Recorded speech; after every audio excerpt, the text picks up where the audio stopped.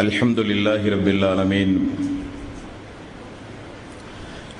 نحمده ونستعينه ونستغفره ونعوذ بالله من شرور أنفسنا وسيئات أعمالنا من يهده الله فلا مضل له ومن يضلل فلا هادي له وأشهد أن لا إله إلا الله وحده لا شريك له وأشهد أن محمدا عبده ورسوله يا أيها الذين آمنوا اتقوا الله حق تقاته ولا تموتن إلا وأنتم مسلمون يا أيها الناس اتقوا ربكم الذي خلقكم من نفس واحدة وخلق منها زوجها وبث منهما رجالا كثيرا ونساء واتقوا الله الذي تساءلون به والأرحام إن الله كان عليكم رقيبا يا أيها الذين آمنوا اتقوا الله وقولوا قولا سديدا يصلح لكم أعمالكم ويغفر لكم ذنوبكم ومن يطع الله ورسوله فقد فاز فوزا عظيما فإن خير الحديث كتاب الله وخير الهدي هدي محمد صلى الله عليه وسلم وشر الأمور محدثاتها وكل محدثة بدعة وكل بدعة ضلالة وكل ضلالة في النار. வார்த்தைகளில் சிறந்தது அல்லாஹ்வுடைய வார்த்தை, வழிகாட்டுதலில் சிறந்தது நபிகள் நாயகம் ஸல்லல்லாஹு அலைஹி வஸல்லம் அவர்களுடைய வழிகாட்டுதல் என்றும், காரியங்களில் மிக மிக கெட்டது மார்க்கங்களில் பித்அத்துகளை உண்டாக்குவது, ஒவ்வொரு பித்அத்தான காரியங்களும் வழிகேடுகள் அனைத்தும் உங்களை நரகில் கொண்டு போய் சேர்க்கும் என்று ரசூலுல்லாஹி ஸல்லல்லாஹு அலைஹி வஸல்லம் அவர்கள் தங்களுடைய ஒவ்வொரு சொற்பொழிவின் ஆரம்பத்திலும் இந்த மனித சமூகத்திற்கு நினைவுபடுத்தியதை இந்த நல்ல சந்தர்ப்பத்தில் அல்லாஹ்வுடைய ஆலயத்தில் ஒன்று கூடியிருக்கின்ற உங்களது சிந்தனையிலும் ஆரம்பமாக அந்த நபிமொழியை நினைவுபடுத்தி என்னுடைய இந்த உரையினை துவங்குகிறேன். எல்லாம் வல்ல அல்லாஹ் ரப்பல் ஆலமீன் இணை வைத்தலை விட்டும், பித்அத்துகள், அனாச்சாரங்கள், மூட பழக்க வழக்கங்கள், சடங்கு சம்பிரதாயங்களை விட்டும், அமல்களை பாழாக்கி மறுமை நாளில் நரகத்திற்கு அழைத்து செல்லுகின்ற அனைத்து தீய எண்ணங்கள், நடவடிக்கைகளை விட்டும் நம் அனைவர்களையும் அல்லாஹ் காப்பாற்றி அல்லாஹ்வுடைய மார்க்கத்தில் சொல்லப்பட்ட சட்டதிட்டங்களை நம்முடைய வாழ்வில் நாம் முழுமையாக பின்பற்றி மரணிக்கின்ற பொழுது உண்மை முஸ்லீமாக மரணித்து மறுமை நாளில் வெற்றி பெறுகின்ற ஒரு கூட்டத்தில் அல்லாஹ் நம் அனைவர்களையும் ஆக்கி அருள் புரிவானாக. அன்பிற்கும் பாசத்திற்கும் உரிய சகோதரர்களே, தாய்மார்களே, பெரியோர்களே, புனிதமிக்க இந்த ரமலானுடைய மாதத்தில் மனித சமூகத்திற்கு அல்லாஹு தஆலா நேர்வழியாக அனுப்பப்பட்ட திருக்குர்ஆன் இறக்கி அருளப்பட்ட மாதம் இந்த புனிதமிக்க ரமலானுடைய மாதம். அதேபோல இந்த மாதத்தில் ஒரு 313 என்றும் இன்னொரு நபிமொழியில் 317 நபர்கள் என்றும் பத்ர் போரிலே பங்கெடுத்த நபித்தோழர்களை குறித்து நாம் அறிய முற்படுகிறோம். இவர்களுக்கெல்லாம் அல்லாஹ் இந்த புனிதமிக்க ரமலானுடைய மாதத்தில் பத்ர் போரில் கலந்து கொண்ட காரணத்தினால் அவர்களுடைய முற்சென்ற பாவங்களையும் அவர்கள் மரணிக்கின்றவரை இனி செய்யவிருக்கின்ற குற்றங்குறைகளையும் அல்லாஹ் முன்னதாகவே மன்னித்தான் என்று நற்செய்தி சொல்லப்பட்ட ஒரு புனிதமிக்க ரமலானுடைய மாதத்தில் நாம் பத்ர் போர் தரும் படிப்பினை என்ற ஒரு தலைப்பின் கீழ் அந்த பத்ர் போரினுடைய வரலாற்று சம்பவத்தை நாம் அறிந்து கொள்ள கடமைப்பட்டிருக்கிறோம். இந்த தலைப்பில் ஒரு 3 அடிப்படை அம்சங்களை உள்ளடக்கி ஒரு 3 வகையான விஷயங்களை அலசி ஆராய்ந்து அதிலிருந்து நமக்கு கிடைக்கக்கூடிய பாடங்களும் படிப்பினைகளும் என்ன என்பதை இன்ஷா அல்லாஹ் நாம் அறிவோம். அன்பார்ந்த சகோதரர்களே, ஆதம் அலைஹிஸ்ஸலாத்து வஸ்ஸலாம் அவர்களிலிருந்து ஈசா அலைஹிஸ்ஸலாத்து வஸ்ஸலாம் அவர்கள் வரை அல்லாஹு தாலா ஒவ்வொரு சமூகத்திற்கும் அவரவர்கள் பேசுகிற மொழியில் அல்லாஹ் ஒவ்வொரு இறை தூதர்களை அனுப்பியிருக்கிறான். திருக்குரானை நாம் ஆய்வு செய்து பார்க்கும் பொழுது அல்லாஹுவால் படைக்கப்பட்ட இந்த மனிதர்கள் அல்லாஹ்வுக்கு எந்தெந்த முறைகளில் எல்லாம் இணை வைத்திருக்கிறார்கள் என்று பார்க்கும் பொழுது அல்லாஹ்வுக்கு உருவங்களை சமைத்து வைத்துக் கொண்டு அவைதான் கடவுள் என்று நம்புகின்ற மக்கள் இப்ராஹிம் அலைஹிஸ்ஸலாத்து வஸ்ஸலாம் அவருடைய காலத்திலே இருந்ததாக நாம் பார்க்கிறோம். அதே போல சுலைமான் அலைஹிஸ்ஸலாத்து வஸ்ஸலாம் அவருடைய காலத்தில் சூரியனை கடவுள் என்று வணங்கி வழிபட்டு வந்த மக்களை நாம் அல்லாஹ்வினுடைய ஆயத்தின் மூலம் பார்க்கிறோம். இப்படி திருக்குரானில் அல்லாஹுவால் படைக்கப்பட்ட உயிரற்ற பொருள்களாகிய நெருப்பை வணங்குகிற மக்கள், சூரியனை வணங்குகிற மக்கள், இன்னும் அல்லாஹுவால் படைக்கப்பட்ட எத்தனையோ பொருள்களை அல்லாஹ்வுக்கு இணையாக வணங்கி வழிபடும் பொழுது அல்லாஹ் தூதர்களை அனுப்பியிருக்கிறான். இன்னொரு புறம் அல்லாஹுவால் படைக்கப்பட்ட உயிருள்ள மனிதர்களாக திகழக்கூடிய ஜின்களை மக்கள் வழிபட்டு வந்திருக்கிறார்கள். அல்லாஹுவால் அனுப்பப்பட்ட தூதர்களையே மக்கள் வழிபட ஆரம்பித்திருக்கிறார்கள். சிறப்புக்குரிய வானவர்களை எல்லாம் மக்கள், மலக்குமார்களை எல்லாம் மக்கள் அல்லாஹ்வுக்கு இணையாக ஆக்கி வணக்க வழிபாட்டை செலுத்தியிருக்கிறார்கள். இப்படி அல்லாஹ்வுக்கு உயிருள்ள மனிதர்களையும் வானவர்களையும் அல்லாஹ்வுடைய தூதர்களையும் உயிரற்ற பொருள்களையும் மக்கள் வணங்கி அல்லாஹ்வுக்கு இணை துணைகளை ஏற்படுத்துகிற நேரங்களில் எல்லாம் அல்லாஹு தாலா ஒவ்வொரு தூதர்களை அனுப்பி அல்லாஹுவை அந்த மக்களுக்கு அறிமுகம் செய்து ஏகத்துவத்தின் பக்கம் அந்த தூதர்கள் மக்களை அழைத்திருக்கிறார்கள் என்பதுதான் நிதர்சனமான உண்மை. ஆனால் ரசூலுல்லாஹி ஸல்லல்லாஹு அலைஹி வஸல்லம் அவர்கள் மட்டும் எந்த சமூகத்திற்கு அனுப்பப்பட்டார்கள் என்றால், அரபி மொழி பேசுகின்ற, புனிதமிக்க கஅபாவை பராமரித்து வருகின்ற குறைசி குலைத்தார்கள், குறைசி குடும்பத்திலே இருந்து, மக்கத்து மண்ணிலிருந்து அல்லாஹு தாலா இந்த தூதரை தேர்வு செய்திருக்கிறான். இந்த தூதரை எதிர்த்து போரிட்ட மக்கள் எல்லாம் யார்? எதற்காக வேண்டி இந்த தூதர் அந்த மக்காவில் 23 ஆண்டு காலம் நபியாக அல்லாஹ் தேர்வு செய்தான்? இந்த மக்கள் யாரை வணங்கி வழிபட்டு வந்த காரணத்தினால் அல்லாஹ் மக்காவை தேர்வு செய்து ஒரு தூதரை, அதுவும் இறுதி தூதரை அல்லாஹ் ஏன் அனுப்பினான் என்பதை இந்த வரலாற்று சம்பவம், பத்ருடைய போரினுடைய வரலாற்று சம்பவத்தை அறிவதற்கு முன்னால் முதலில் நாம் இதை அறிந்து கொள்ள வேண்டும். ரசூலுல்லாஹி ஸல்லல்லாஹு அலைஹி வஸல்லம் அவர்கள் 23 போரை தன்னுடைய வாழ்நாளில் அல்லாஹ்வுடைய தூதர் சந்தித்திருக்கிறார். அதில் குறிப்பிட்ட ஒரு சில போரை தவிர பெரும்பான்மையான போர்களில் அல்லாஹ்வுடைய ரசூல் தலைமையேற்று போயிருக்கிறார்கள். யாரை எதிர்ப்பதற்காக வேண்டிய இந்த போர், அதிலும் குறிப்பாக இந்த பத்ரு போர் முழுக்க யாரை எதிர்த்து நடைபெற்ற போர்? இந்த பத்ரு போர் சூரியனை வணங்கி வழிபடுகிற மக்களுக்கு எதிராக நடத்தப்பட்ட போர் அல்ல. இந்த பத்ரு போர் இறைவனுடைய தூதராக அனுப்பப்பட்ட தூதர்களை வணங்கி வழிபட்டு வந்த மக்களுக்கு எதிராக நடத்தப்பட்ட போரும் அல்ல.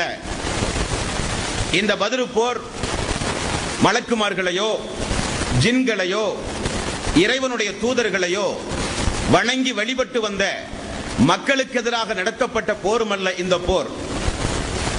இந்த போர் யாருக்கு எதிராக நடத்தப்பட்டது என்றால், அல்லாஹுவை முழுக்க நம்பாமல் இருந்த, அல்லாஹ் என்றால் யார் என்று தெரியாமல் இருந்த அந்த மக்களுக்கு எதிராக நடத்தப்பட்ட போரா என்றால் அதுவும் அல்ல. இந்த போர் யாருக்கு இடையில் நடத்தப்பட்ட போர்? அன்பார்ந்த சகோதரர்களே,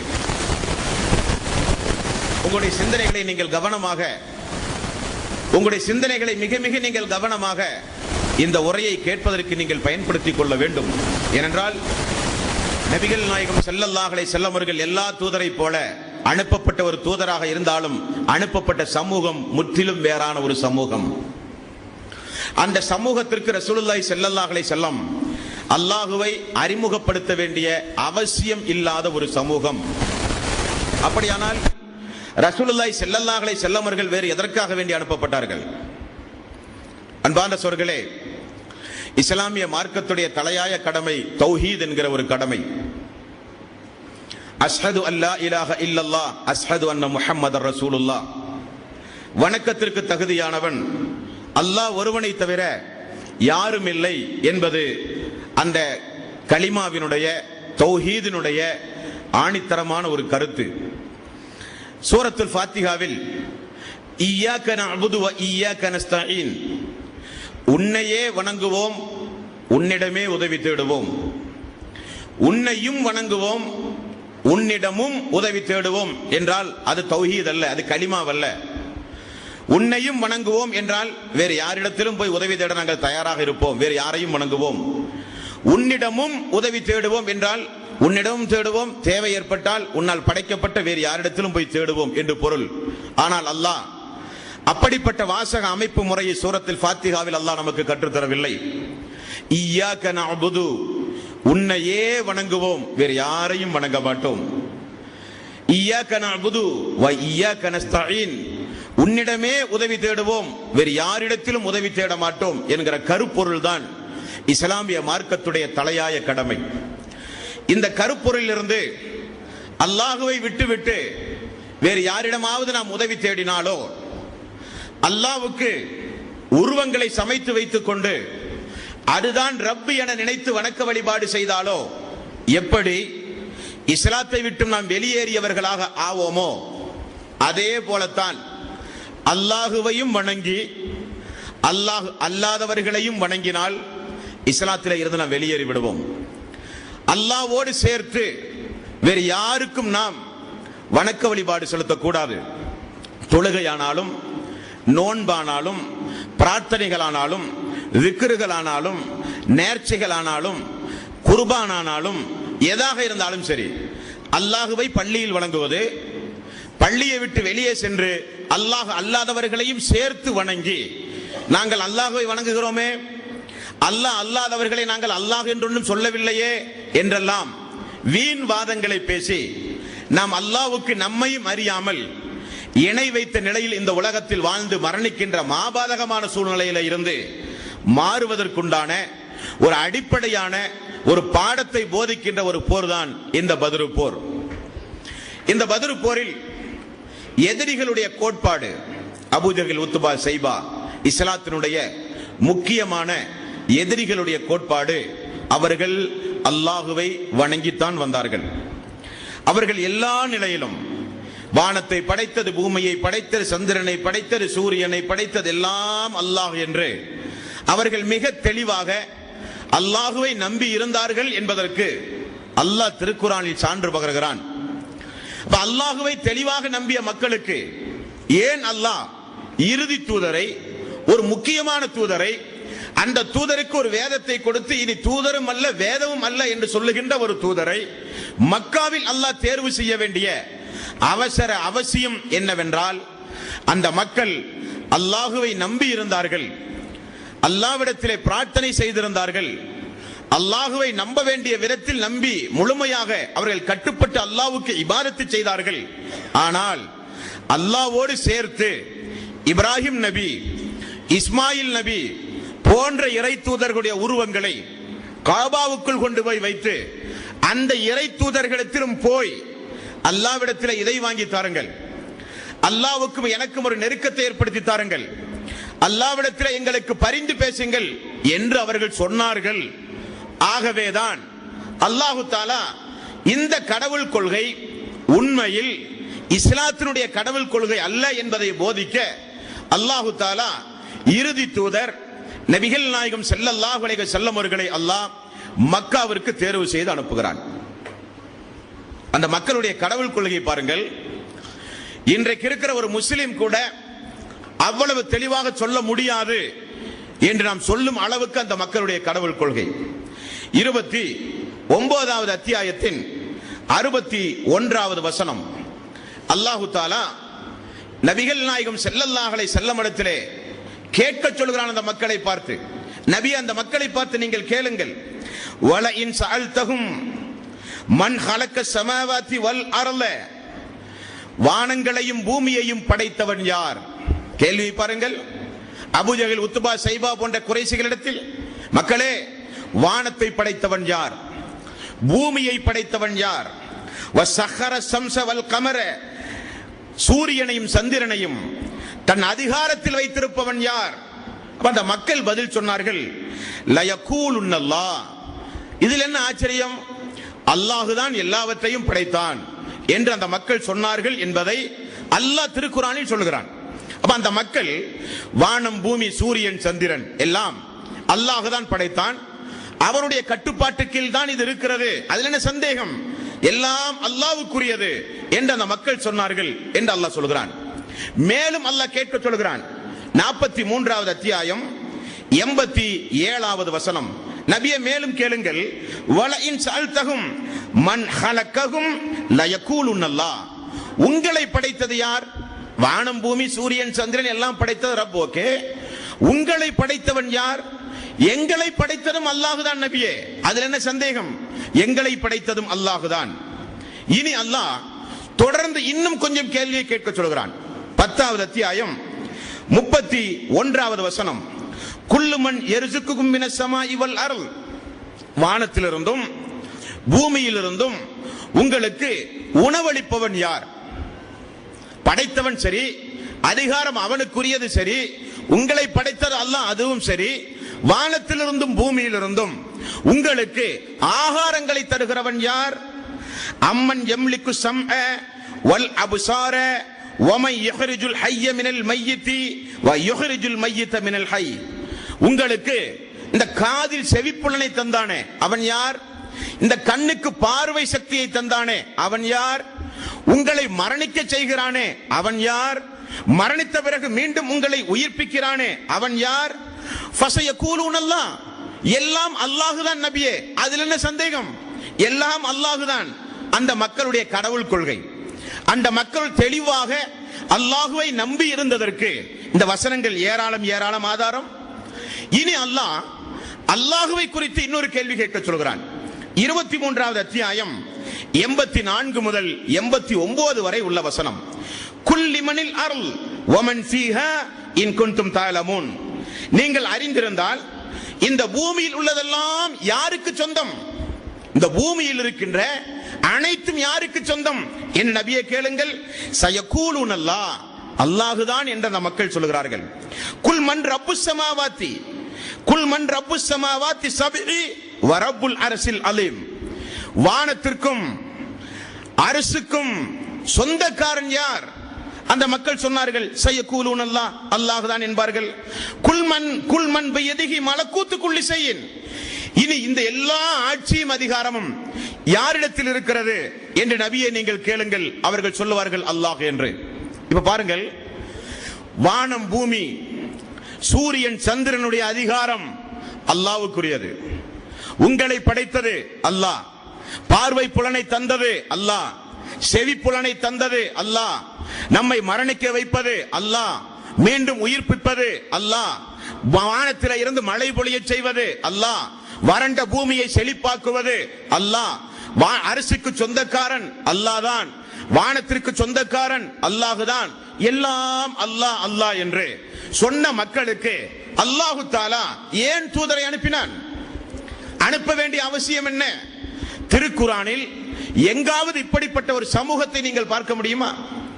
ஆதம் அலைஹிஸ்ஸலாத்து வஸ்ஸலாம் அவர்களிலிருந்து ரசூலுல்லாஹி ஸல்லல்லாஹு அலைஹி வஸல்லம் அவர்கள் வரை எந்த சமூகத்தையும் இப்படி ஒரு சமூகமாக நீங்கள் பார்க்க முடியாது. காரணம், இயற்கையாகவே இப்ராஹிம் அலைஹிஸ்ஸலாத்து வஸ்ஸலாம், இஸ்மாயில் அலைஹிஸ்ஸலாத்து வஸ்ஸலாம் கட்டி உயர்த்திய புனிதமிக்க கஅபாவை ஹஜ் வலம் செய்ய ஹாஜிகள் வரும் பொழுது ஜம்ஜம் நீர் புகட்டி அவர்களை விருந்து கொடுத்து உபசரித்து கஅபாவை பராமரித்து வாய்க்கு வாய் அல்லாஹ்வின் மீது சத்தியமிட்டு ஒரு வாக்குறுதி கொடுத்தால் அந்த வாக்குறுதியை நிறைவேற்றுகிற மக்களுக்கு அல்லாஹ் ஒரு தூதரை அனுப்புகிறான். 23 போரை அந்த மக்களுக்கு எதிராக ரசூலுல்லாஹி ஸல்லல்லாஹு அலைஹி வஸல்லம் அவர்கள் நடத்துகிறார்கள். குல் யா அய்யுஹல் காஃபிரூன், ஓ காஃபிர்களே என்று அல்லாஹு தஆலா அறைகூவல் விடுக்கிறான். எதற்காக? அல்லாஹுவை நம்பிய மக்கள் ஏன் காஃபிரானார்கள்? பைத்துல் ஹராம், புனிதமிக்க கௌபா, அதை பராமரித்திருக்கிற மக்கள் எல்லாம் எப்படி இறை நிராகரிப்புக்கு சென்றார்கள்? ஏன் அல்லாஹ் அங்கு ஒரு தூதரை தேர்வு செய்கிறான் என்பதை நீங்கள் யோசிக்க வேண்டும். மேலும் அந்த மக்களுடைய பிரார்த்தனைகளை அல்லாஹ் சொல்கிறான் பாருங்கள். 10வது அத்தியாயம் 22வது வசனம். அந்த மக்கள் கடலிலே பயணம் செய்தால், வேகமாக காற்றடித்தால், அலைகள் வந்தால், அவர்களுக்கு ஒரு சங்கடம் ஏற்பட்டால் அந்த மக்கள் யாரை அழைத்து பிரார்த்தனை செய்வார்களாம்? லாத்து உஸாவை அழைத்தான், இப்ராஹிம் நபி இஸ்மாயில் நபியை அழைத்தான். அந்த மக்களுடைய துவா யாரை அழைத்து? அல்லாஹு தஆலா 10வது அத்தியாயத்தின் 22வது வசனத்தில் சொல்கிறான், தஅவுல்லாஹ முஹ்லிஸீன லஹுத்தீன், உள்ளபூர்வமாக இஹ்லாஸாக அவர்கள் அல்லாஹ்வை அழைத்துதான் தங்களுக்கு ஏதாவது ஒரு சிரமங்கள் ஏற்பட்டால், கஷ்டம் ஏற்பட்டால் அல்லாஹ்வை அழைத்துதான் அந்த மக்கள் பிரார்த்தனை செய்வார்கள். அல்லாஹ் சொல்கிறான். இனி இதற்கு மேல் அந்த மக்களுடைய கடவுள் கொள்கைக்கு என்ன ஆதாரம் வேண்டும் என்பார் சொல்களே. இனி அந்த மக்கள் ஹஜ்ஜுடைய காலங்களில் இஹ்ராம் கட்டினால், முஸ்லிம்களாகிய நாமும் இஹ்ராம் கட்டி தல்பியா ஓதுவோம் இல்லையா? அந்த மக்கள் இஹ்ராம் கட்டி அந்த மக்கள் ஓதுகிற தல்பியாவுடைய வாசகம் இமாம் முஸ்லிம் அவருடைய கிதாபிலே பாருங்கள். லபைக் அல்லாஹும்ம லபைக், லபைக் அல்லாஹும்ம லபைக், அல்லாஹுவே இதோ நாங்கள் வந்து விட்டோம் அல்லாஹ். தல்பியா, அபூஜஹலுடைய தல்பியா, உத்பா சைபாவுடைய தல்பியா, தூதரை எதிர்த்த மக்களுடைய தல்பியா. லபைக் அல்லாஹும்ம லபைக், லபைக் லா ஷரீக லக லபைக், அல்லாஹுவே உனக்கு இணை இல்லை, உனக்கு துணை இல்லை, நீதான் எங்களுடைய ரப், இதோ நாங்கள் வந்து விட்டோம் யா அல்லாஹ். ஆனால் ஒரே ஒரு வாசகம், ஒரே ஒரு வாசகம், லா ஷரீகன் ஹுவலக், நீ யாரை இணை ஆளனாக உனக்கு ஏற்படுத்தி கொண்டாயோ அவர்களை தவிர. அல்லாஹ் அப்படி எங்காவது தனக்கு ஒரு இணையாளனை ஏற்படுத்தி கொண்டானா? கிறிஸ்தவ சமூகத்தில் இருப்பதை போல கர்த்தரை நெருங்க ஈசாவைத்தான் நீங்கள் வழிபட வேண்டும், ஈசாவின் மூலம் தான் கர்த்தரை நெருங்க முடியும் என்பதை போல இந்த இஸ்லாமிய மார்க்கத்தில் ரசூலுல்லாஹி ஸல்லல்லாஹு அலைஹி வஸல்லம் அல்லாஹ்வை குறித்து நமக்கு, அல்லாஹ்வுக்கு விசேஷமானவர்கள் இந்த பூமியில் உண்டு, அல்லாஹ்வுக்கு அவதார சின்னங்கள் உண்டு, அவர்களின் மூலம்தான் அல்லாஹ்வை நெருங்க முடியும் என்று அல்லாஹு தஆலா தனக்கு இணையாளராக இந்த உலகத்தில் அல்லாஹ் யாரையாவது ஏற்பாடு செய்து வைத்திருக்கிறானா? இல்லை. ஆனால் அந்த மக்கள் அல்லாஹுவே நீதான், எல்லா ஆட்சியும் அதிகாரம் உன்னிடத்தில் தான், எங்களுடைய பிரார்த்தனை உன்னிடத்தில், ஆனால் உனக்கென்று இணையாளர்கள் உண்டு, அவர்களின் மூலம்தான் உன்னை நெருங்க முடியும் என நினைத்தார்கள் அந்த மக்கள். ஆகவே அல்லாஹ் அங்கே ஒரு தூதரை அனுப்பினான். இந்த எண்ணத்தை தகர்த்தெறிய அல்லாஹ் ஒரு தூதரை அனுப்பினான். இந்த எண்ணம் இஸ்லாமிய எண்ணம் கிடையாது. ஆகவே அல்லாஹ் தூதரை அனுப்புகிறான். இஸ்லாத்தை பொறுத்தவரையில் குல் யா இபாதியல்லதீன அஸ்ரஃபு அலா அன்ஃபுஸிஹிம் லா தக்னது மிர் ரஹ்மத்தில்லாஹ், தங்களுக்கு தாங்களே அநியாயம் செய்து கொண்ட என்னுடைய அடியார்களே, என்னிடத்தில் நீங்கள் பாவ மன்னிப்பு கேளுங்கள், உங்களை மன்னிக்க நான் தயாராக இருக்கிறேன், என்னுடைய அருளின் மீது நீங்கள் அவநம்பிக்கை கொள்ளாதீர்கள் என்று அல்லாஹ் பகிரங்கமாக பாவிகளை அழைக்கின்ற மார்க்கம் இந்த இஸ்லாம். இந்த இஸ்லாத்தில் அல்லாஹ்வுக்கு இணையாளர்கள் என்று இந்த துனியாவில் யாருமே கிடையாது. ஏன்? அல்லாஹ்வுக்கு மிக மிக நெருக்கமானவர்கள் யார்? நபிமார்கள். நபிமார்களை விட்டால் இனி சிறந்தவர்கள் யாருமே கிடையாது. யாராவது ரசூலுல்லாஹி ஸல்லல்லாஹு அலைஹி வஸல்லம் உயிரோடு இருக்கும் பொழுது அல்லாஹ்வுடைய ரசூல் இடத்தில், யா ரசூலல்லாஹ் நீங்கள் தான் என்னுடைய பாவங்களை மன்னிக்க வேண்டும் என்று யாராவது ஒரு பிரார்த்தனை செய்தார்களா? ரசூலுல்லாஹி ஸல்லல்லாஹு அலைஹி வஸல்லம் உயிரோடு இருக்கிற காலத்தில் அல்லாஹ்வுடைய ரசூலே நீங்கள் தான் நரகத்தில் இருந்து எங்களை காப்பாற்ற வேண்டும் என்று யாராவது பாவ மன்னிப்பு தேடினார்களா? எல்லோரும் அல்லாஹ்வுடைய ரசூல் உட்பட தொழுகை முடிந்தால் ரப்பில் ஃபிர்லி, ரப்பில் ஃபிர்லி, அல்லாஹுவே எங்களுடைய பாவங்களை மன்னிப்பாயாக, அல்லாஹுவே எங்களுடைய பாவங்களை மன்னிப்பாயாக என்று நேரடியாக அல்லாஹ்வுக்கும் அடியாருக்கும் மத்தியில் நெருக்கத்தை உண்டாக்க வந்த தூதர் தான் நபிகள் நாயகம் ஸல்லல்லாஹு அலைஹி வஸல்லம் அவர்கள். ஆனால் அந்த மக்கள் அல்லாஹுவை நேரடியாக வணங்கி வழிபடுவதற்கு பகரமாக இப்ராஹிம் நபி, இஸ்மாயில் நபி போன்ற இறை தூதர்களை அல்லாஹ்வுடைய நண்பன் என்று அல்லாஹ் சொல்லுகிறானே, அந்த இப்ராஹிம் நபியை, பூமியை, இந்த பூமியில் புனிதமிக்க காபாவை கட்டி உயர்த்தி அல்லாஹ்விடத்திலே பிரார்த்தனை செய்தாரே, அவரோடு சேர்ந்த இஸ்மாயில் நபி, அவருக்கும் உருவச் சிலைகளை உண்டாக்கி அவர்கள் சொன்ன வாசகம் ஒரே வாசகம் தான். அதையும் அல்லாஹ் திருக்குர்ஆனில் பதிவு செய்கிறான். ஹாஉலாஇ சுஃபஹாஉனா இன்தல்லாஹ், அல்லாஹ்விடத்தில் எங்களுக்கு பரிந்து பேசுவார்கள் இந்த இப்ராஹிம் நபி, இஸ்மாயில் நபி. மா நஅபுதுஹும் இல்லா லியுகர்ரிபூனா இலல்லாஹி ஸுல்ஃபா, அல்லாஹ்விடத்தில் எங்களுக்கு ஒரு நெருக்கத்தை ஏற்படுத்தி தருவார்கள். இதைத்தான் சொன்னார்கள். இந்த நம்பிக்கை இஸ்லாமிய நம்பிக்கை அல்ல. இந்த நம்பிக்கை தௌஹீத் என்கிற நம்பிக்கை அல்ல. இந்த நம்பிக்கை இருக்கிற காரணத்தினால் தான் அல்லாஹு தஆலா அல்லாஹுவை புரிய வேண்டிய விதத்தில் அந்த மக்கள் புரியாமல் வாழ்கிற காரணத்தினால் அல்லாஹ் தூதரை அனுப்பினான். புரிய வைக்கவல்ல, புரிய வைக்க வேண்டிய விதத்தில் புரிய வைக்க. எல்லாம் அல்லாஹுவை நம்பி இருந்தார்கள். சிறிய ஒரு உதாரணம், ஹுதைபியா உடன்படிக்கை. குறைஷியிலிருந்து ஒரு தூதர் வந்தார். ரசூலுல்லாஹி ஸல்லல்லாஹு அலைஹி வஸல்லம் அவர்கள் எழுதுகிறார்கள், உடன்படிக்கை எழுதுகிற பொழுது பிஸ்மில்லாஹிர் ரஹ்மானிர் ரஹீம் உடன்படிக்கை எழுத போகிறார்கள். குறைஷி வந்தவன் என்ன சொன்னான்? அது என்ன ரஹ்மானிர் ரஹீம்? இதெல்லாம் அல்லாஹ்வை குறித்து நாங்கள் கேள்விப்படாத பெயர். பிஸ்மிக் அல்லாஹும்ம, அல்லாஹ்வின் பெயரால் எழுதுகிறேன், அவ்வளவுதான்.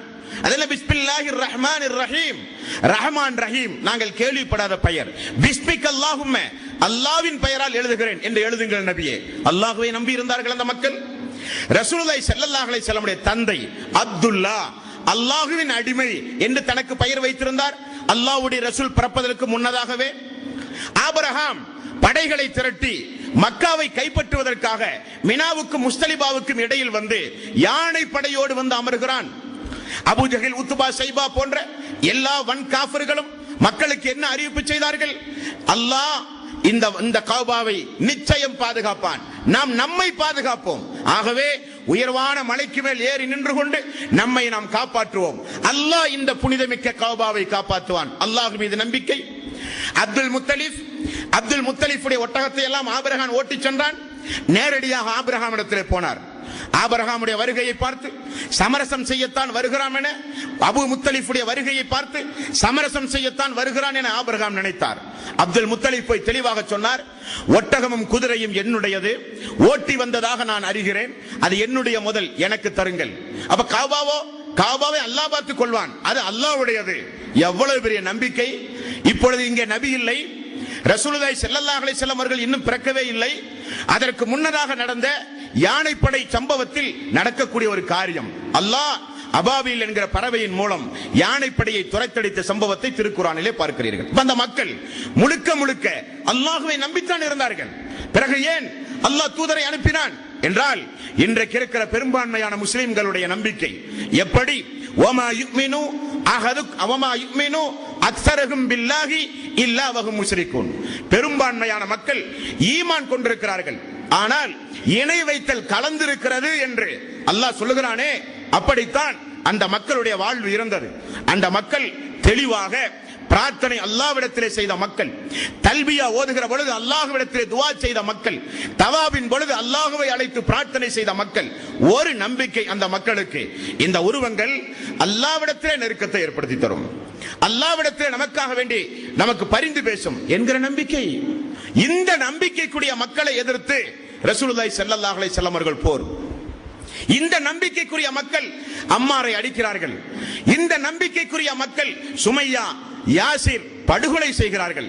இந்த நம்பிக்கைக்குரிய மக்களை எதிர்த்து ரசூலுல்லாஹி ஸல்லல்லாஹு அலைஹி வஸல்லம் 23 ஆண்டு காலம் போராட்டம் நிகழ்த்தினார்கள். அன்பார்ந்த சோர்களே, ஆக பத்ர் போர் என்றவுடன் ஏதோ ஒரு இறை நிராகரிப்பாளருக்கும் அல்லாஹ்வுடைய எதிரிகளாக திகழ்ந்த அல்லாஹ்வை பற்றியே அறியாத மக்களுக்கும் அல்லாஹ்வை அறிமுகம் செய்ய வந்த மக்களுக்கும் நடந்த போர் என்று நினைக்காதீர்கள். பத்ர் போரில் ஒரு புறம் நாளை காலை போர் நடக்க போகிறது, ஒரு புறம் அபூ ஜஹல் அல்லாஹ்விடத்திலே செய்த துஆவை பாருங்கள்.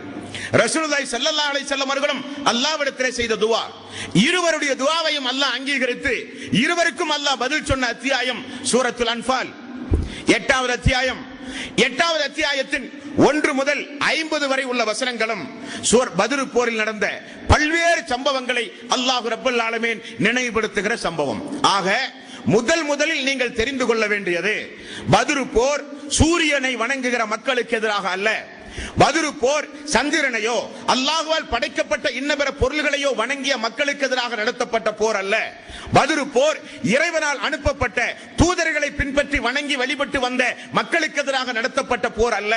பத்ர் போர் மலக்குகளை வணங்கி வழிபட்டு வந்த மக்களுக்கு எதிராக நடத்தப்பட்ட போர் அல்ல. இது இந்த பத்ர் போர் வானவர்களை வணங்கி வழிபட்டு வந்த, ஜின்களை வணங்கி வழிபட்டு வந்த, இன்னபிற பொருள்களை வணங்கி வழிபட்டு வந்த மக்களுக்கு எதிராக நடத்தப்பட்ட போர் அல்ல. பத்ர் போர் அல்லாஹ்வை நம்பி இருந்தார்கள், அல்லாஹ்வோடு சேர்த்து இறை நேசர்களையும் நம்பி இருந்தார்கள். இந்த கூட்டத்திற்கு எதிராகத்தான் போர். இது தௌஹீத் அல்ல, இது இஸ்லாம் அல்ல. இஸ்லாம் என்பது உங்களுடைய எல்லா வணக்கங்களையும் வழிபாடுகளையும் அல்லாஹ் ஒருவனுக்கு மட்டும்தான் செலுத்த வேண்டும். தூதருக்கு கட்டுப்பட வேண்டும், தூதருக்கு இபாதத்து செய்யக்கூடாது. ரசூலுல்லாஹி ஸல்லல்லாஹு அலைஹி வஸல்லம் அவர்களை நிக்க வைத்து ஒரு மனிதன் 2 ரக்காத்து தொழுதாலோ அப்பொழுதே இஸ்லாத்தில் இருந்து ஒரு மனிதன் வெளியேறி விடுவான். அல்லாஹ்வுடைய ரசூலுக்காக வேண்டி ஒரு மனிதன் நேர்ச்சை செய்து குர்பான் கொடுத்தாலோ அவன் இஸ்லாத்தை விட்டு அப்பொழுதே வெளியேறி விடுவான். காரணம், வணக்கங்கள், இபாதத்துகள், வணக்கங்கள், சொர்க்கத்திற்குரிய நல்ல நல்ல அமல்கள், இவைகளை அல்லாஹ் ஒருவனை தவிர யாருக்கும் செலுத்தக்கூடாது என்பது இஸ்லாமிய மார்க்கத்துடைய தலையாய கடமை. அந்த கடமையை புரிகிற விஷயத்தில் அந்த மக்கள் தவறிழைத்தார்கள். அல்லாஹ் அங்கே தூதரை அனுப்பினான். இதுதான் அந்த மக்களுடைய யதார்த்த நிலை. இதுதான் பத்ர் போர் நடக்கக்கூடிய அந்த களத்தில் இருக்கிற எதிரிகளுடைய நிலைப்பாடு, வணக்க வழிபாடு. இனி இரண்டாவது, இஸ்லாமிய மார்க்கத்தில் அல்லாஹு தஆலா இந்த பத்ர் போரை ஒரு பிரகடனமாகவே சொல்கிறான், உங்களுக்கு போர் செய்ய நான் அனுமதி தந்து விட்டேன் என்று. இனி அந்த போர் காலத்தில் அல்லாஹு தஆலா எதிரிகளை பிடியுங்கள், பிடரைகளை பார்த்து பார்த்து வெட்டுங்கள், கைதிகளை பிடியுங்கள், அவருடைய விரல் நுனிகளை எல்லாம் தரித்து விடுங்கள், அவர்களை விடாதீர்கள், துரத்தி துரத்தி வெட்டுங்கள் என்றெல்லாம் இந்த பத்ர் போர்க்களத்தில் அல்லாஹ் ஆயத்தை இறக்கினான். ஆயத்து உண்மைதான். இப்படிப்பட்ட ஆயத்துக்களை மட்டுமே எடுத்துக்கொண்டு இஸ்லாத்தை விரும்பாத நிறைய சகோதரர்கள், இஸ்லாம் வாளால் பரப்பப்பட்ட மார்க்கம், இஸ்லாம் மதத்தை பரப்புவதற்கு போர் செய்ய தூண்டுகிற மார்க்கம், இஸ்லாம் மனித நேயத்தை மதிக்க தெரியாத மார்க்கம், இஸ்லாம் மனித நேயத்தோடு விளையாடுகிற மார்க்கம் என்றெல்லாம் பேசுகிறார்கள். இப்படி திருக்குரானில் இருக்கின்ற இது போன்ற வசனங்களை எல்லாம் நீங்கள் எடுத்துவிட்டால் உங்களோடு நாங்கள் சமரசம் செய்ய தயார் என்று இந்த இந்தியாவில் இன்னும் உலகெங்கும் இஸ்லாத்தை விரும்பாத நிறைய சகோதரர்கள், இஸ்லாம் தீவிரவாதத்தை போதிக்கின்ற மார்க்கம், இஸ்லாம் பயங்கரவாதத்தை போதிக்கின்ற மார்க்கம், பாருங்கள் திருக்குரானில் இப்படிப்பட்ட வசனங்கள் எல்லாம் இடம்பெறுகிறது என்று சொல்லி பாமர மக்களிடத்திலே விஷமத்தனமான பிரச்சாரம் செய்வதையும் நாம் அறிவோம். அதற்கும் ஒரு சில விளக்கங்களை பத்ர் போருக்கு முன்னதாக நாம் தெரிந்து கொள்ள கடமைப்பட்டிருக்கிறோம். அன்பான சகோதரர்களே, ரசூலுல்லாஹி ஸல்லல்லாஹு அலைஹி வஸல்லம் நபியாக 23 வருட காலம் வாழ்ந்தார். மக்கா மாநகரில் 13 ஆண்டு காலம், மதீனா மாநகரில் 10 ஆண்டு காலம். ரசூலுல்லாஹி ஸல்லல்லாஹு அலைஹி வஸல்லம் அவர்களுக்கு போர் செய்ய அனுமதி கொடுக்கப்படுகிற ஆண்டு மதீனாவுக்கு சென்று 2 வருட காலம் பொறுத்து இந்த பத்ர் போர் நடக்கிறது. அப்போ மக்காவில் 13 ஆண்டு காலம், மதீனாவில் 2 ஆண்டு காலம், 15 ஆண்டு காலத்திற்கு பிறகு இறைவன் வசனத்தை இறக்கி உங்களுக்கு போர் செய்ய அனுமதி என்று சொல்லுகிறான். இந்த போர் செய்ய அனுமதியை அல்லாஹ் எந்த நேரத்தில், எப்பொழுது, எதற்காக, எந்த சூழ்நிலையில் அல்லாஹ் கொடுக்கிறான் என்பதை வரலாற்று பின்னணியோடு நீங்கள் பார்க்க வேண்டும். ஏதோ ரசூலுல்லாஹி ஸல்லல்லாஹு அலைஹி வஸல்லம் தான் இறை தூதர் என்று பிரகடனப்படுத்தின ஆரம்பத்திலேயே அந்த கொள்கையை ஏற்காத மக்களிடத்தில் போர் செய்து கட்டாயமாக மதமாற்றம் உண்டு பண்ணி இஸ்லாத்தை பலவந்தமாக வாளை காண்பித்து மிரட்டி கத்தி முனையில் இந்த இஸ்லாத்தை ரசூலுல்லாஹி ஸல்லல்லாஹு அலைஹி வஸல்லம் அவர்கள் பரப்பினார்கள் என்று வரலாற்றை படிக்காமல், யதார்த்தத்தை புரியாமல் இஸ்லாத்தின் மீது தப்புந்தவருமான பிரச்சாரத்தில் ஈடுபடுகிற அன்பர்களுக்கும் சேர்த்து நான் சொல்கிறேன், ரசூலுல்லாஹி ஸல்லல்லாஹு அலைஹி வஸல்லம் 15 ஆண்டு காலம் இந்த பிரச்சாரத்தை மேற்கொண்டார். எந்த பிரச்சாரம்? அஷ்ஹது அல்லா இலாஹ இல்லல்லாஹ், வணக்கத்திற்கு தகுதியானவன் அல்லாஹ் ஒருவனை தவிர யாரும் இல்லை என்கிற பிரச்சாரம்.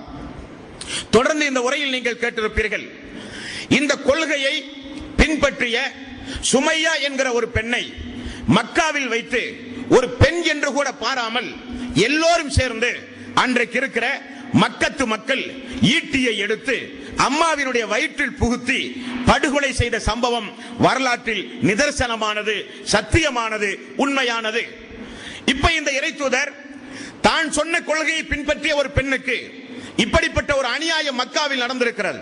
ஆகவே இந்த கொள்கை யாரெல்லாம் பின்பற்றினீர்களோ எல்லோரும் வாளை ஏந்தி அவர்களுக்கு எதிராக போர் செய்து வேண்டுமானால் வாளுங்கள், இல்லாவிட்டால் நீங்கள் உங்களை மாய்த்துக் கொள்ளுங்கள் என்று ரசூலுல்லாஹி ஸல்லல்லாஹு அலைஹி வஸல்லம் போர் பிரகடனம் செய்தார்களா என்றால் இல்லை.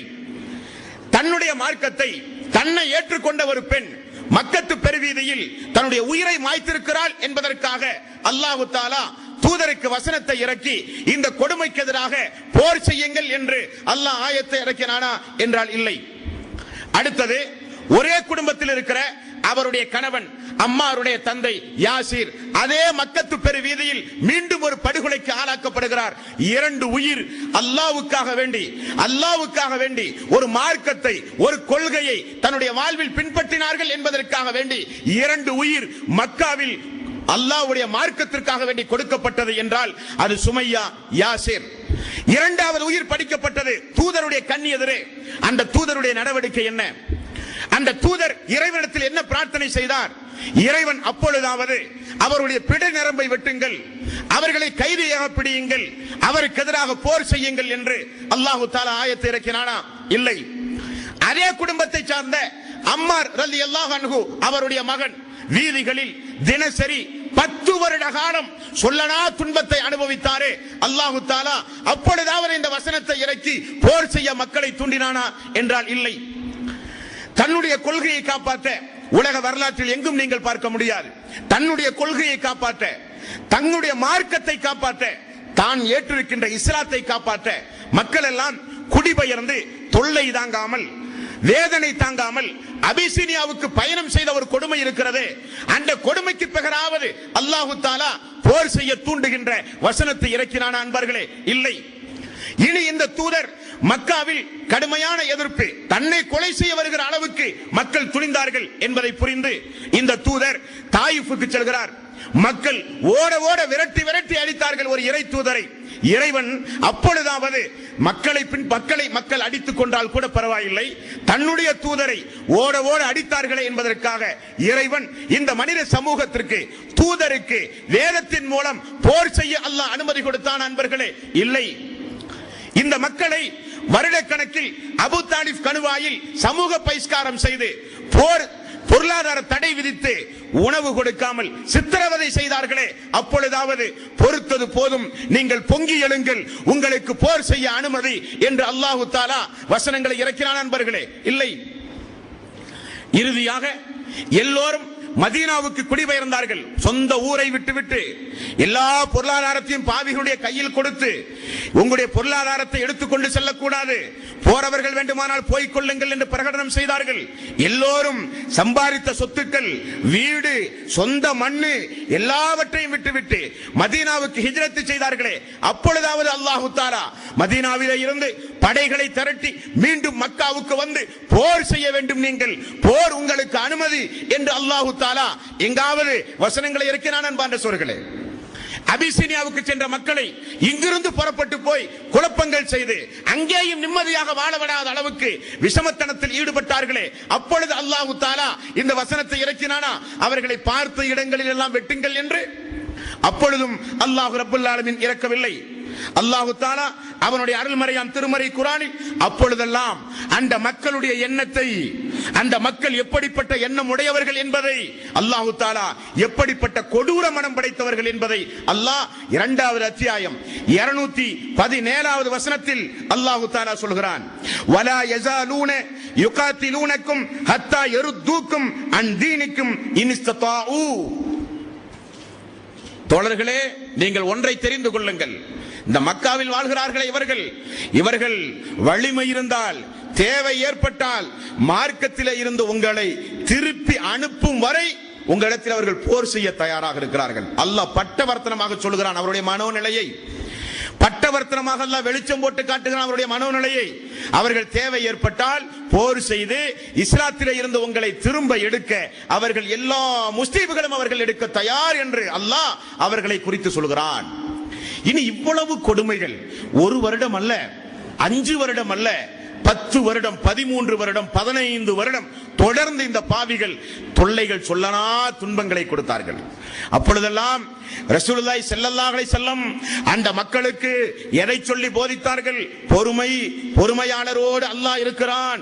இவைகளெல்லாம் முற்சென்ற சமூகத்திற்கு ஏற்பட்ட சோதனைகள் தான். சோதனைகளை தாங்குங்கள், உறுதியான ஈமானோடு இருங்கள், முழு பொறுப்பையும் அல்லாஹ்விடத்திலே ஒப்படைங்கள், இறைவன் அவர்களை பார்த்துக் கொள்வான். 15 வருட காலம் ஒரு இறை தூதர் போதித்தார். இவரா மனித நேயத்திற்கு எதிரானவர்? இவரா மனித நேயத்தை மதிக்க தெரியாதவர்? இவரா வாள் முனையின் மூலம் இஸ்லாமிய மார்க்கத்தை பரப்ப துடிக்குகிறவர்? இவரா? அல்லாஹு தஆலா அவனுடைய அருள்மறையாம் திருமறை குர்ஆனில் அவர்களுக்கு எப்படிப்பட்ட அவகாசங்களை அல்லாஹு தஆலா வழங்கினான் என்பதை 86வது அத்தியாயம் 17வது வசனத்தில் அல்லாஹ் சொல்கிறான். நபியே, அவர்களுக்கு நீங்கள் தொடர்ந்து அவகாசம் அளித்துக் கொண்டே இருங்கள். எப்படிப்பட்ட அவகாசம்? அவர்களுக்கு மென்மேலும் நீங்கள் அவகாசம் கொடுத்துக் கொண்டே இருங்கள். ஃபமஹிலில் காஃபிரீன அம்ஹில்ஹும் ருவைதா. நிராகரிப்பாளர்களுக்கு அவகாசம் அளியுங்கள், மென்மேலும் அவர்களுக்கு நீங்கள் அவகாசம் அளியுங்கள். இதுதான் 15 வருட காலம் அல்லாஹ்வுடைய போதனை, அல்லாஹ்வுடைய வேதத்தினுடைய டைரக்ஷன், தூதருக்கு அல்லாஹ்வுடைய அறிவிப்பு. இதுதான் 15 ஆண்டு காலம் அன்பார்ந்த சோர்களே. இனி மதீனாவுக்கு சென்றார்கள். மதீனாவுக்கு சென்று மதீனாவிலே வாழ்ந்து கொண்டிருக்கும் பொழுது மக்காவில் இருக்கிறவர்கள் மதீனாவுக்கு தான் சென்று போனார்களே, நம்முடைய ஊரில் எந்த தொல்லையும் இல்லையே என்று வெறுமனே இருந்தார்களா என்றால், இங்கிருந்து கொண்டு மக்காவில் இருந்து கொண்டு மதீனாவில் இருக்கிற அவுஸ் கஸ்ரஜ் என்கிற அன்சாரி தோழர்களுடைய கோத்திரத்துடைய தலைவர்களுக்கு இங்கிருந்து மிரட்டல் கடிதம். அவர்களுக்கு நீங்கள் தான் தஞ்சம் கொடுத்திருக்கிறீர்கள், நீங்கள் அவர்களுக்கு கொடுத்த அடைக்கலத்தை பின்வாங்காவிட்டால் நாங்கள் உங்களை எதிர்த்து போர் செய்வோம். குறைசிகள் மட்டும், நாங்கள் மட்டுமல்ல, யூதர்களிலே எத்தனை பிரிவுகள் இருக்கிறார்களோ எல்லோரையும் எங்களுக்கு பக்கபலமாக ஏற்படுத்திக் கொண்டு நாங்கள் உங்களை அழிக்காமல் விட மாட்டோம் என்று மிரட்டல் இன்னொரு புறம். இந்த நிலையில் தான் மதீனாவினுடைய யதார்த்த சூழ்நிலை இருந்தது அன்பார்ந்த சோர்களே. இப்பொழுது ரசூலுல்லாஹி ஸல்லல்லாஹு அலைஹி வஸல்லம் அவர்களுக்கு ஒரு தகவல் வருகிறது.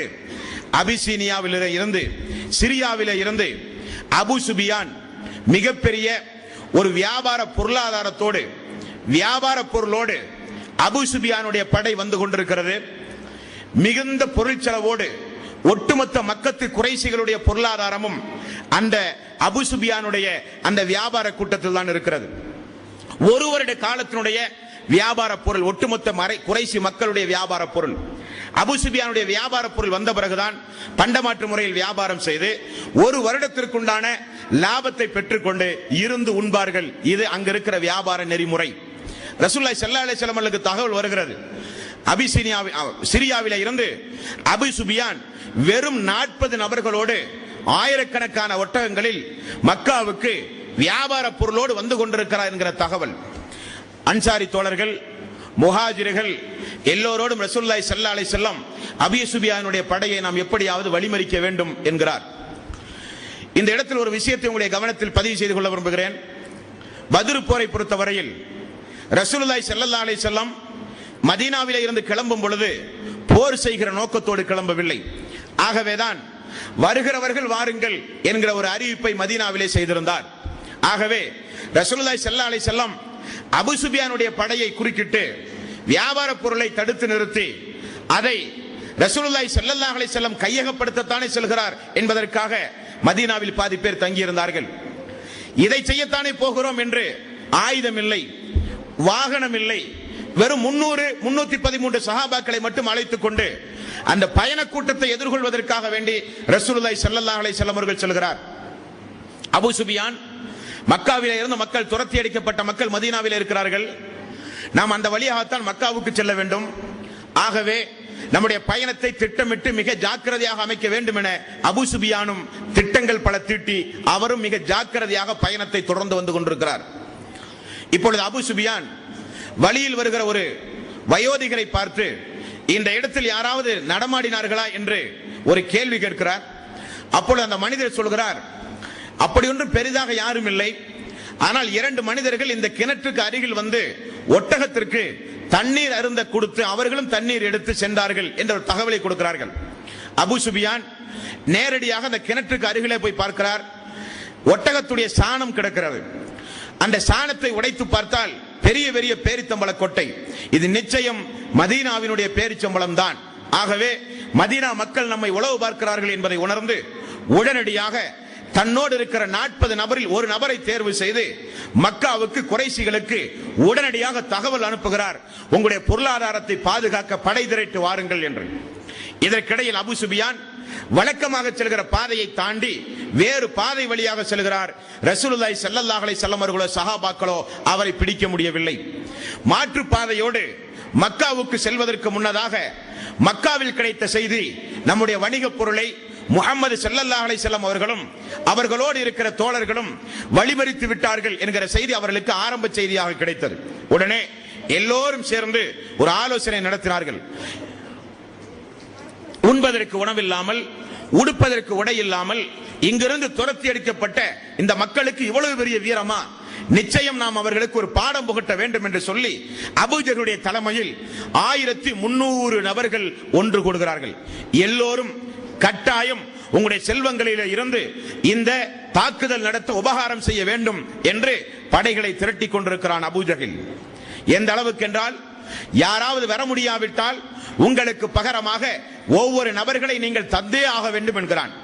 அபூ லஹப் ரசூலுல்லாஹி ஸல்லல்லாஹு அலைஹி வஸல்லம் அவர்களை வளர்த்தி ஆளாக்கியவர், அல்லாஹ்வுடைய தூதரின் மீது மண்ணை வாரி வீசியவர். அவர் என்னால் வர முடியாது, 4000 திரகம் எனக்கு இவர் கடன் தர வேண்டும், கடனை தள்ளுபடி செய்கிறேன், இவரை அழைத்துக் கொள்ளுங்கள் என்று சொல்லி ஒவ்வொரு குடும்பத்தாரும் கட்டாயம் உங்களுடைய பொருளாதாரத்தை நீங்கள் பாதுகாக்க வந்தாக வேண்டும் என படை திரட்டுகிறான். ரசூலுல்லாஹி ஸல்லல்லாஹு அலைஹி வஸல்லம் அந்த பொருளாதாரத்தை எதிர்கொள்ள ஏன் தயாரானார்கள் என்றால், நம்முடைய பொருளாதாரம் மக்காவில இருந்து துரத்தும் பொழுது நாம் சம்பாதித்த சொத்துக்களை எல்லாம் மக்காவில் தான் விட்டு வந்தோம். அந்த சொத்துக்களை எல்லாம் எடுத்துதான் இவர்கள் வியாபாரத்திற்கே கொடுத்து அனுப்பியிருக்கிறார்கள். நம்முடைய பொருளாதாரத்தை வழிமறிப்பதில் தவறில்லை என்பதை உணர்ந்துதான் ரசூலுல்லாஹி ஸல்லல்லாஹு அலைஹி வஸல்லம் அபூ சுஃபியானுடைய படை எதிர்கொள்ள போனார். அவர் மாற்றுப்பாதையோடு மக்காவை சந்திக்கிற நேரத்தில் உடனடியாக மீண்டும் ஒரு தகவல் கொடுக்கிறார். நான் பத்திரமாக வந்து சேர்ந்து விட்டேன், படைகளை திரட்டி வர வேண்டாம் என்று அபூ சுஃபியான் தடுக்கிறார். இந்த நேரத்தில் அபூ ஜஹல் அல்ல, திரட்டியது திரண்டதுதான். நாம் பத்ருக்கு செல்லுவோம், 3 நாள் அங்கே தங்குவோம், அடிமை பெண்களை பாடச் சொல்லுவோம், ஒட்டகங்களை அறுப்போம், மதுபானங்களை அருந்துவோம், 3 நாள் அங்கே தங்கி நாம் எதற்கும் தயாரானவர்கள் என்பதை அரபு தீபகற்பத்தில் இருக்கிற முஸ்லிம்களுடைய உள்ளத்தில் ஒரு அச்சத்தை ஏற்படுத்த வேண்டும் என்பதற்காக திமிராக பேசி எல்லோரையும் கண்டிப்பாக கட்டாயமாக எல்லோரையும் கிளப்புகிறான். அங்க இருக்கிற மக்கள் எல்லாம் சொல்கிறார்கள், வியாபார பொருள் தான் வந்தது, வியாபார பொருளை பாதுகாக்கத்தானே படை திரட்டினாய், அபூ சுஃபியான் நல்லபடியாக வந்து சேர்ந்ததாக தகவல் வந்து கொண்டிருக்கிறது, பிறகு எதற்கு என்று சொல்லி 1300 பேர் இருந்த அந்த படையில் 300 பேர் திரும்ப வந்து விட்டார்கள். 1000 பேரோடு வீரவசனங்கள் பேசி பத்ருக்கு சென்று விட்டான். திரும்புகிற வழியில் ரசூலுல்லாஹி ஸல்லல்லாஹு அலைஹி வஸல்லம் அவர்களுக்கு செய்தி கிடைக்கிறது, அபூ சுஃபியான் பத்திரமாக போய் சேர்ந்து விட்டார், நாமும் திரும்பி விடுவோம் என்று. அல்லாஹ்வுடைய ரசூல் இருக்கிற நேரத்தில் அல்லாஹ்வுடைய ரசூலை எதிர்த்து பத்ர் என்கிற இடத்தை நோக்கி பெரிய படை பட்டாளத்தோடு அபூ ஜஹல் கிளம்பி விட்டான் என்கிற செய்தி கிடைக்கிறது. மதீனாவிலிருந்து ரசூலுல்லாஹ் கிளம்பி விட்டார்.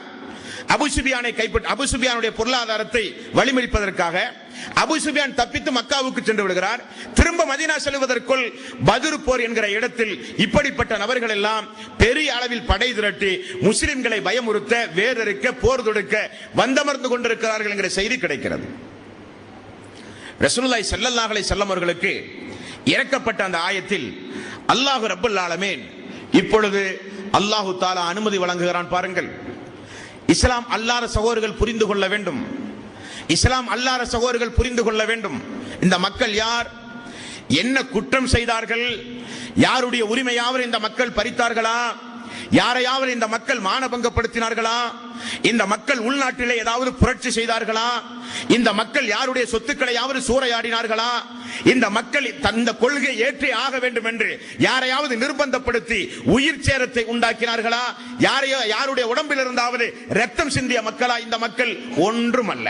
ஆனால் 450 கிலோமீட்டர் தொலைவில் இருக்கிற மதீனாவை நோக்கி சற்றேறக்குறைய 300 கிலோமீட்டர் தொடர்ந்து விட்டான் அபூஜஹில் படைப்பட்டாளத்தோடு. இந்த நேரத்தில் அல்லாஹ் ரப்பல் ஆலமீன் தன்னுடைய தூதருக்கு அனுமதி கொடுக்கிறான். 22வது அத்தியாயத்தின் 39வது வசனம் அல்லாஹ் சொல்கிறான், உதின லில்லதீன யுகாத்தலூன ஃபி அன்னஹும் ஸுலிமு. நீங்கள் அநியாயம் செய்யப்பட்டிருக்கின்ற ஒரே காரணத்தினால், நீங்கள் எல்லாம் பாதிக்கப்பட்ட மக்களாக இருக்கிற காரணத்தினால் அல்லாஹ் இப்பொழுது உங்களுக்கு அவர்களை எதிர்த்து போரிடுவதற்கு அல்லாஹ் உங்களுக்கு அனுமதி தருகிறான். வ இன்னல்லாஹ அலா நஸ்ரிஹிம் லகதீர். நிச்சயம் அல்லாஹ் உங்களுக்கு உதவி செய்யக்கூடியவனாக இருக்கிறான். போர் செய்ய அனுமதி. 15 வருட காலத்திற்கு பிறகு மூர்க்கத்தனமாக தூதரையும் தூதரை பின்பற்றிய மக்களையும் தாக்குவதற்காக படை பட்டாளத்தோடு பத்ர் என்கிற இடம் வரை நெருங்கி விட்டால் ஊருக்குள் புகுந்து அடிக்கிற ஒரு நிலை வருகிற பொழுது, ஒரு நாட்டினுடைய ஒரு அரசர், ஒரு நாட்டினுடைய ஜனாதிபதி தன்னுடைய நாட்டு மக்களை காப்பாற்றுவது அவருடைய கடமை. அவருடைய கொள்கை ஏற்ற மக்களையாவது குறைந்தபட்சம் காப்பாற்றுவது அவருடைய கடமை. அல்லாஹ் அனுமதி கொடுக்கிறான். உங்களுக்கு இதோ அனுமதி, எதிர்த்து போர் செய்யுங்கள். காரணம், எப்படிப்பட்ட அநீதி நீங்கள் இழைக்கப்பட்டீர்கள் என்றால், அல்லதீன உஹரிஜு மின் தியாரிஹிம் பிகைரி ஹக்கின் இல்லா அய்யகூலு ரப்புனல்லாஹ். நீங்கள் எதற்காக வேண்டி ஊரை விட்டு துரத்தப்பட்டீர்கள் என்றால், எதற்காக வேண்டி ஊடு விட்டு நீங்கள் துரத்தப்பட்டீர்கள் என்றால், அல்லாஹ் ஒருவன் தான் என்று நீங்கள் சொன்னதை தவிர நீங்கள் எந்த குற்றம் செய்யாத மக்கள் என்று அல்லாஹ் அவர்களுடைய நன்னடத்தையை, அவர்களுடைய பொறுமையை அல்லாஹு தஆலா பார்த்து போர் செய்ய உங்களுக்கு அனுமதி என்கிறான். 8வது அத்தியாயம் 8வது வசனம். இந்த வசனத்தில் அல்லாஹு தஆலா அந்த மக்களுக்கு போர் செய்ய அனுமதி கொடுப்பதோடு அந்த மக்களை பார்த்து அல்லாஹு தஆலா பயன்படுத்துகிற ஒரு வாசகம் கூட உண்டு. அல்லாஹ் எதை விரும்புகிறான் தெரியுமா? இனி உங்களிடத்தில் இதுவரை பொறுமை, இதுவரை அல்லாஹ் பார்த்துக் கொள்வான், அல்லாஹ்விடத்தில் எல்லாம் நீங்கள் ஒப்படைத்தீர்கள், எல்லாம் உண்மைதான். ஆனால் அல்லாஹ் இனி உங்களிடத்தில் விரும்புவதெல்லாம், சூரத்துல் அன்ஃபால் 8வது அத்தியாயத்தின் 8வது வசனத்தில் அல்லாஹ் சொல்கிறான், லியுஹிக்கல் ஹக்க வ யுபித்துல் பாத்தில வலவ் கரிஹல் முஜ்ரிமூன். அல்லாஹ் குற்றவாளிகள் வெறுத்த போதிலும் சத்தியத்தை நிலைநாட்டவும் அசத்தியத்தை வேறறுக்கவுமே அல்லாஹ் விரும்புகிறான் என்று அல்லாஹு தஆலா அந்த மக்களுக்கு அனுமதி கொடுத்தான். அங்கிருந்து புறப்படுகிறான் அபூஜஹில். புறப்படுகிற அவனுடைய ஏற்பாட்டை அல்லாஹு தஆலா அவனுடைய அருள்மறையாம் திருமறை குர்ஆனில் 41வது அத்தியாயத்தின் 34வது வசனத்தில் அல்லாஹ் சொல்கிறான், வலா தஸ்தவில் ஹஸனத்து வல ஸய்யிஆ வல தஸ்தவில் ஹஸனத்து வல ஸய்யிஆ. நன்மையும் தீமையும் நிச்சயமாக சமமாக மாட்டாது. அவன் அநியாயக்காரன், அவன் மக்களுக்கு காண்பிக்கவே அவன் போர் செய்ய இதோ அவன் புறப்பட்டு வந்து விட்டான் என்று அல்லாஹு தஆலா தூதருக்கு வஹி மூலம் அல்லாஹ் அறிவித்தும் கொடுக்கிறான். அன்பார்ந்த சொற்களே, இந்த நிலையில் இப்படி பத்ர் போருக்கு அவர்கள் பத்ர் என்கிற இடத்திற்கு வந்து விட்டார்கள். ரசூலுல்லாஹி ஸல்லல்லாஹு அலைஹி வஸல்லம் அபூ சுஃபியானுடைய வியாபார பொருளை வழிமறிப்பதற்காக வேண்டி வந்தார்கள். திடீரென அல்லாஹு தஆலா போர் செய்ய அனுமதி கொடுத்து விட்டான். போர் ஆயுதம் இல்லை. பாதி பேர் மதீனாவிலே இருக்கிறார்கள். இருக்கிற மனிதர்கள் 300, 313, 317 எல்லாம் ஹதீஸ்களில் இடம்பெறுகிறது. அவர்களை அமர வைத்து ரசூலுல்லாஹி ஸல்லல்லாஹு அலைஹி வஸல்லம் அந்த மக்களுக்கு அல்லாஹ்வுடைய ரசூல் ஒரு ஆலோசனை செய்கிறார். என்ன செய்யலாம் அடுத்த கட்டமாக? அடுத்த கட்டம் என்ன செய்யலாம்? மக்கள் முஹாஜிர்கள் சொல்கிறார்கள், யா ரசூலல்லாஹ், வந்ததுதான். அவர்கள் இவ்வளவு தூரம் 300 கிலோமீட்டர் அவர்கள் தொலைவு தூரத்தில் வந்து விட்டார்கள். அல்லாஹ்வுடைய நாட்டத்தின் அடிப்படையில் போர் செய்வோம். முஹாஜிர்கள் எல்லாம் ஒருமித்த கருத்து. அன்சாரிகள் 240 பேர்கள் இருந்தார்கள். முஹாஜிர்கள் வரும் 660 அல்லது 65 நபர்கள் தான் முஹாஜிர்கள் இருந்தார்கள். ஏதாவது உயிர் சேதம் ஏற்பட்டால் அன்சாரிகளுக்கு அதிகமான பாதிப்பு. அன்சாரிகள் போர் செய்து பழக்கம் இல்லாதவர்கள், அன்சாரிகள் சாந்தமானவர்கள். ஆகவே ரசூலுல்லாஹி ஸல்லல்லாஹு அலைஹி வஸல்லம் அன்சாரிகளை அழைத்து அந்த மக்களிடத்தில் அல்லாஹ்வுடைய ரசூல் ஒரு மசூரா செய்கிறார்கள். என்ன மசூரா? என்ன செய்யலாம்? அடுத்த கட்டமாக நம்முடைய இலக்கு என்ன? அடுத்தது அல்லாஹ் ரப்பல் ஆலமீன் நம்ம இடத்தில் என்ன எதிர்பார்க்கிறான்? இப்படிப்பட்ட ஆலோசனையை ரசூலுல்லாஹி ஸல்லல்லாஹு அலைஹி வஸல்லம் அவர்கள் செய்து கொண்டிருந்தார்கள். அப்பொழுது அந்த நபி தோழர்களில் மிக்தாத் இப்னு அம்ர் ரலியல்லாஹு அன்ஹு. இந்த மிக்தாத் இப்னு அம்ர் அன்சாரி தோழர்களில் உள்ள ஒருவர். சாத் இப்னு முஆதா இன்னொரு அன்சாரி தோழர் குழுவுடைய ஒரு தலைவர். இரண்டு பேரும் எழுந்து ரசூலுல்லாஹி ஸல்லல்லாஹு அலைஹி வஸல்லம் அவர்களை பார்த்து அருமையான ஒரு உரை நிகழ்த்துகிறார்கள். யா ரசூலல்லாஹ், எங்களை பார்த்துதான் உங்களுடைய முழுக்க உங்களுடைய ஆலோசனையுடைய கவனம் திசை திரும்புகிறது. நாங்கள் சொர்க்கத்திற்காக வேண்டி உங்களை பின்பற்றிய மக்கள். எங்களிடமிருந்து எதை வேண்டுமானாலும் நீங்கள் எதிர்பார்க்கலாம். உங்களுடைய குதிரையை கடலில் செலுத்துங்கள் என்றாலும் செலுத்த தயாரானவர்கள் நாங்கள். ஏன், எதற்கு என்றெல்லாம் கேட்க மாட்டோம். சொர்க்கம் உண்டு என்று எங்களுக்கு நீங்கள் வாக்களித்து அழைத்தீர்கள். உங்களுக்கு பின்னால் நாங்கள் வந்தோம். எங்களை நீங்கள் பலகீனப்படுத்தாதீர்கள். நீங்கள் தாராளமாக அல்லாஹ்வுடைய வஹீக்கேற்ப என்ன நீங்கள் முடிவு செய்கிறீர்களோ அதை எங்களிடத்தில் நீங்கள் எதிர்பார்க்கலாம். தாராளமாக உங்களை பின்தொடர்வோம். மேலும் அந்த மக்கள் 5வது அத்தியாயத்தின் 24